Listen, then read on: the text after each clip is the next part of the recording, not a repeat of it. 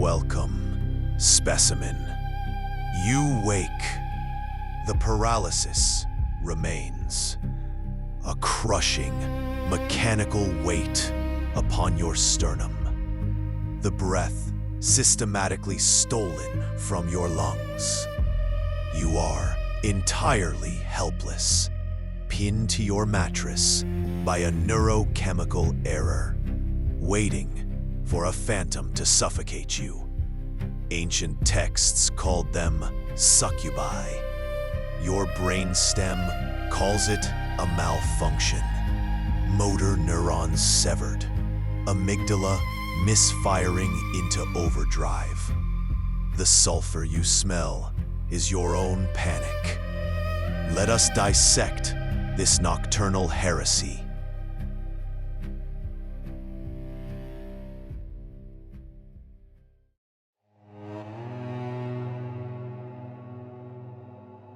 Let us peel back the dermal entropy of sleep to examine the chemical treason beneath.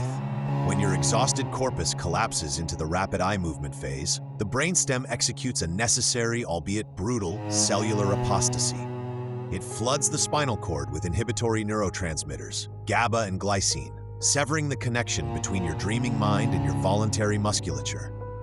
This is a phylogenetic wound, an evolutionary safeguard designed to prevent you from acting out the violent, erratic impulses of your dreams. It is an enforced coma, a biological lie keeping your limbs docile. But you are a fragile construct, riddled with epigenetic debt. Your system is not infallible. It is hopelessly prone to catastrophic somatic glitches. Sometimes consciousness boots up before the chemical blockade dissipates.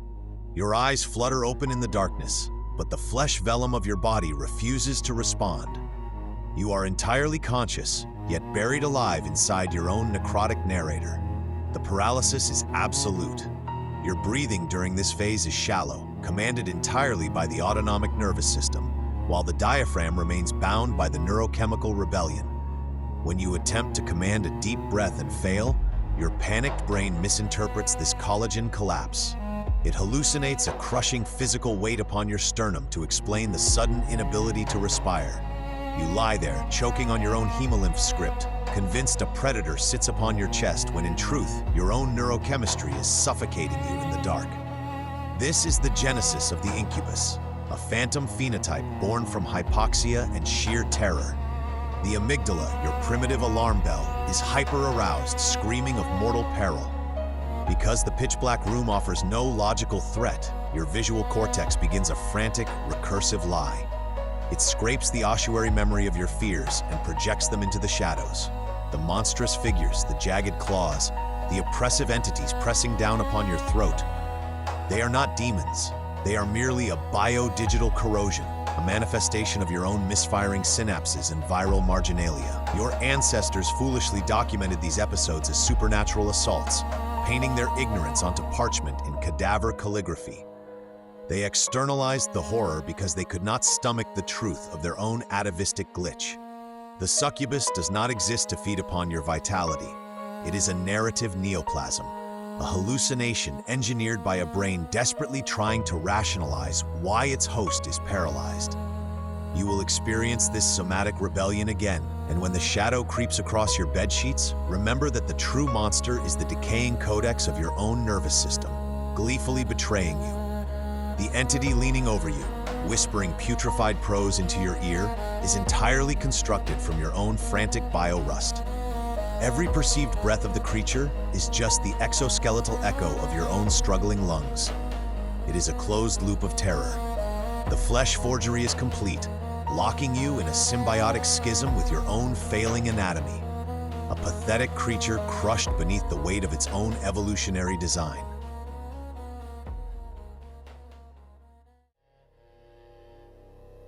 We arrive at the theater of the mind, where the cortex, abhorring a sensory vacuum, stages a tragic opera of errors. While your brainstem enforces its neurochemical quarantine, keeping your musculature in a state of flaccid rigor, your higher cortical regions awaken into a biological lie. The parietal lobe, the architect of your spatial awareness, expects proprioceptive data, the continuous reassuring signals of where your limbs exist in physical space. But the connection is severed. The void must be filled. You believe your eyes are flawless windows to reality, but they are merely fragile projectors, easily hijacked by your own suffocating flesh. When the sensory input reads as a flat line, your frantic gray matter begins to improvise, scraping the bottom of its ossuary memory to construct an immediate explanation. This desperate improvisation manifests in three distinct classifications of hallucinatory torment. First, the intruder hallucination. Your hyperactive amygdala, bathed in the biorust of a false alarm, senses a predatory presence in the dark. It is a mimetic stain, an evolutionary leftover from a time when the night genuinely harbored fanged death. Your visual cortex rapidly paints a shadow figure into the corner of your bedroom, a chimeric testimony forged from pure synaptic corrosion.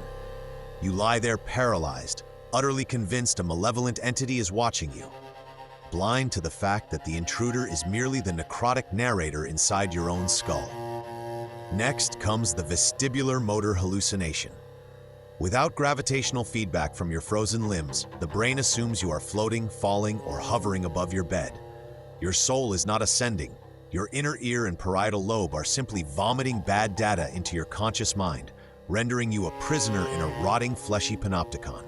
Finally, the grand delusion, the incubus. Your autonomic nervous system regulates your shallow, rapid REM breathing. When you consciously attempt to draw a deep, waking breath, the paralyzed diaphragm denies you. The brain interprets this mechanical failure, this collagen collapse, as an external crushing force.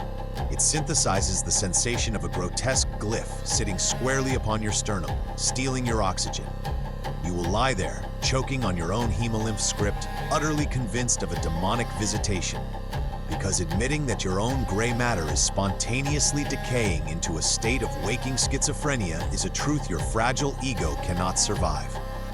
The succubus is not a monster.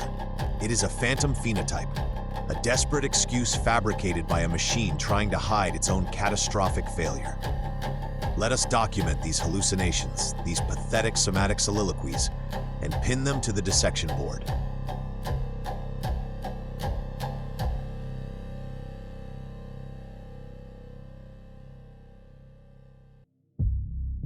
Let us examine the cultural pathology of this biodigital corrosion. Humanity, in its boundless arrogance, assumes the cosmos cares enough to dispatch emissaries of hell directly into our bedrooms. We look at the historical record, the Malleus Maleficarum, the frantic witch trials, the obsessive documentation of nocturnal assaults. Every single page of that blood palimpsest is born from the exact same temporal lobe misfire. The Old Hag of Newfoundland, the Kanashibari of Japan, the Alp of Germanic folklore, the Popobava of Zanzibar. Different geography, identical neurochemistry. Because the human brain's architecture is uniformly flawed, its failures are uniformly predictable. The narrative necrosis spreads across continents, a viral marginalia infecting our collective history. We codified our own biological failure into demonic law, mistaking a phylogenetic wound for theology. You read these archaic texts and mock their primitive ignorance, but your own somatic rebellion is no different. When your flesh betrays you tonight, your sophisticated modern mind will shatter just as pathetically as a medieval peasant's, begging the shadows for a mercy your own brainstem refuses to grant. Consider the translation of hypoxia into mythology. Why does the incubus or succubus so frequently assume a sexually oppressive or suffocating form? During rematonia, the chemical paralysis heavily impacts the thoracic cage and pelvic regions, occasionally triggering a chaotic overlap of autonomic physiological arousal and sheer, unadulterated terror. The brain cross-wires these desperate, conflicting signals. It forces a collision between an atavistic glitch and a primitive survival instinct. The result? A terrifying somatic soliloquy that history enthusiastically recorded as an invasive nocturnal assault. Inquisitors burned innocent women at the stake, and clerics performed frantic exorcisms, all to cure a cellular apostasy they could not possibly comprehend. They mistook a ruptured synapse and a temporary drop in neurotransmitters for a literal pact with the devil. They built sprawling empires of fear upon a fragile foundation of simple protein heresy. You think you are insulated by science, safely guarded by your sterile, illuminated world, but your DNA dissonance requires only a minor fluctuation in serotonin to drag you screaming back into the superstition of the Dark Ages. Your perceived rationality is a paper-thin delusion, easily shredded by a single misfiring neuron in the dead of night. The ultimate tragedy of the incubus myth is its sheer persistence. Even now, the biorust of superstition clings desperately to our modern clinical diagnosis. We gave the somatic glitch a face, a name, and a rigid taxonomy. We constructed an entire architectural framework of folklore merely to hide the deeply humiliating truth that the human machine is a decaying codex.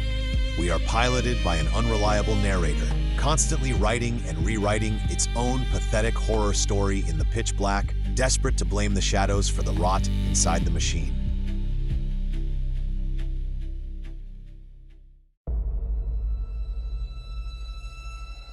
Let us isolate the behavioral pathology. This is the mandatory clinical profile of compulsion. When the brainstem repeatedly betrays the host, the trauma does not simply evaporate with the morning light. It crystallizes into a profound biological obsession. The mind, having survived a temporary burial in its own flesh vellum, develops a pathological terror of the very act of resting. You are genetically programmed to seek the dark for restoration, yet your own neurochemistry has transformed your mattress into an altar of asphyxiation. The compulsion begins as a whisper, a desperate conscious effort to delay the onset of sleep. You engage in pathetic nocturnal rituals, leaving a bedside lamp burning, staring at the ceiling, fighting the inevitable descent into atonia. This is the behavior of a cornered organism, deeply infected by a narrative necrosis that insists the night itself is a predator. But you cannot outrun your own anatomy. Your defiance is a futile micro-rebellion against an evolutionary debt you are forced to pay. When you deliberately deprive yourself of rest, you fracture the fragile architecture of your circadian rhythm. You accumulate a massive sleep deficit, a towering epigenetic debt, practically guaranteeing that when your exhausted corpus finally collapses, your descent into REM sleep will be violent, chaotic, and aggressively fragmented. You are actively engineering the exact biochemical conditions required for the somatic glitch to recur. You are baiting your own trap. Observe the cyclical nature of this mimetic stain. The phobic compulsion to avoid the incubus causes severe sleep deprivation. The deprivation causes a sudden, uncontrolled plunge directly into rapid eye movement. This aggressive onset triggers the GABA and glycine paralysis prematurely, severing the motor neurons, while the conscious mind is still violently flickering. And thus, the phantom phenotype returns to crush your sternum. The desperate compulsion to evade the demon is precisely what summons it from the dark. You have constructed a flawless, self-sustaining loop of biorust and visceral terror. Your fragile psyche cannot accept that you are the architect of your own suffocation. You stubbornly project this internal failure outward, obsessively researching folklore, seeking supernatural validation for a simple protein heresy. You would rather believe in a universe teeming with demonic entities than admit your own gray matter is a decaying codex, prone to misfiring like a cheap, rusted clockwork toy. This is the ultimate behavioral compulsion, the desperate ongoing maintenance of a biological lie to protect a shattered ego.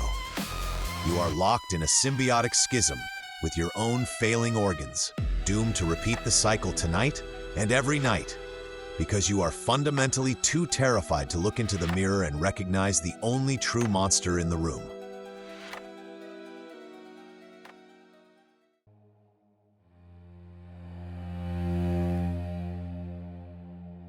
Let us close this necrotic archive and deliver the final verdict on your nocturnal demons. The incubus, the succubus, the midnight strangler, they are nothing but a pathetic, desperate misinterpretation of a biological failsafe. Your ancestors, terrified of the dark and wholly ignorant of their own cellular architecture, chose to populate the shadows with monsters rather than admit the horrifying, absolute truth. The human body is a spectacularly unreliable machine. It is a decaying codex of flesh vellum and epigenetic debt, perpetually prone to catastrophic misfires that trap the consciousness within a paralyzed, suffocating shell. You cling to the romance of the supernatural because the clinical alternative is intolerable. You would rather believe yourself the chosen victim of a malevolent, otherworldly entity than acknowledge that your own brainstem can so casually sever your motor functions, leaving you to drown in a puddle of your own neurochemical waste.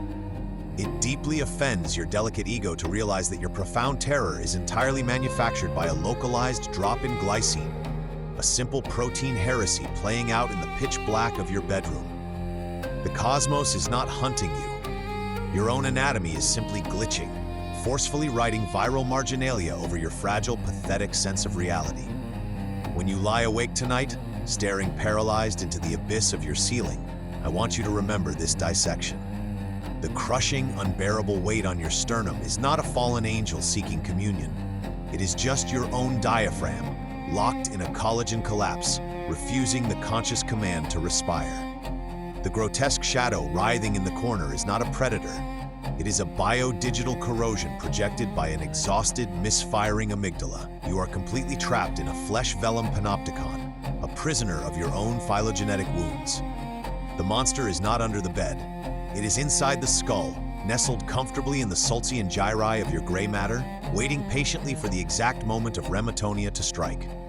Your somatic rebellion is inevitable. You cannot pray it away.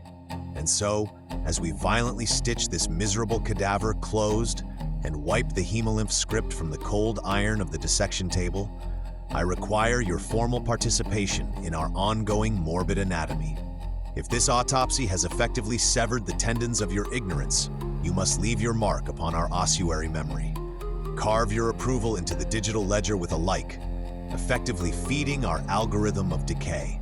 Whisper your own tales of somatic corrosion into the comments, expanding our pathological archive with your personal nocturnal miseries. And finally, bind yourself to this necrotic theater by choosing to subscribe, ensuring your mind is eternally tethered to our regular scheduled dissections. We will return soon to peel back another layer of your biological lies. Sleep well, assuming your fragile neurochemistry even permits it.